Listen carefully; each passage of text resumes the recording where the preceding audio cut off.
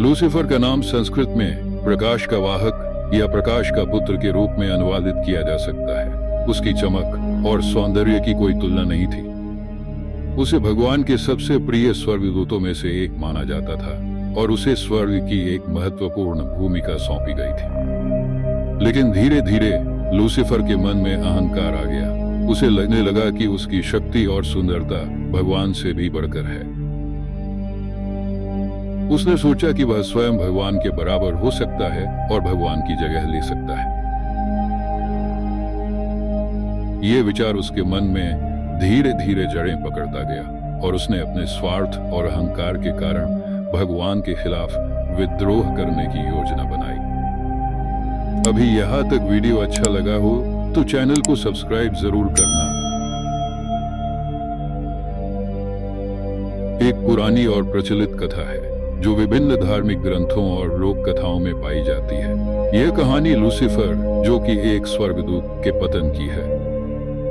प्राचीन समय की बात है जब भगवान ने स्वर्ग और पृथ्वी की रचना की थी।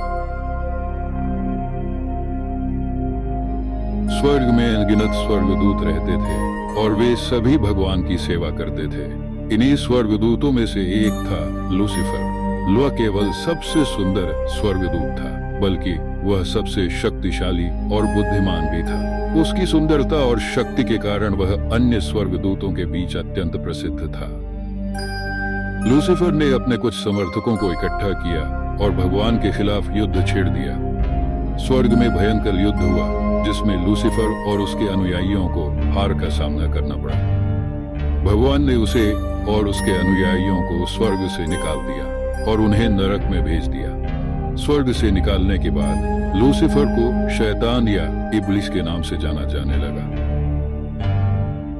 वह प्रकाश का वाहक नहीं था। उसे पृथ्वी पर भेज दिया गया जहां उसने मानवता को गुमराह करने और भगवान के खिलाफ विद्रोह करने के लिए प्रेरित किया। पृथ्वी पर आने के बाद लूसीफर ने अपनी कुटिल योजनाओं को अंजाम देना शुरू किया। उसने आदम और हव्वा को गुमराह किया और उन्हें भगवान की आज्ञा का उल्लंघन करने के लिए उकसाया। इसके परिणाम स्वरूप मानव जाति ने पाप की दुनिया में प्रवेश किया और लूसीफर को पाप का राजा कहा जाने लगा। लूसीफर की भूमिका अब तक की सभी बुराइयों, झूठ और पापों के पीछे मानी जाती है। वह लोगों को भगवान से दूर ले जाने और उन्हें अंधकार में धकेलने के लिए हर संभव प्रयास करता है। उसकी कहानी एक चेतावनी है कि अहंकार और शक्ति की लालसा इंसान को विनाश की ओर ले जा सकती है।